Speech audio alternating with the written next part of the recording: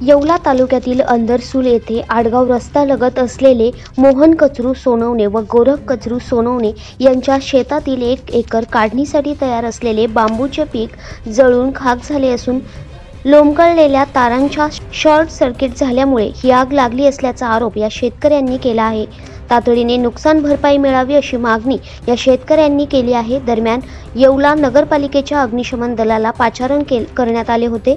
शर्थीच्या प्रयत्नांनंतर ही आग आटोक्यात आणण्यात आली, मात्र तोपर्यंत संपूर्ण बांबूचे पीक हे जळून खाक झाले होते।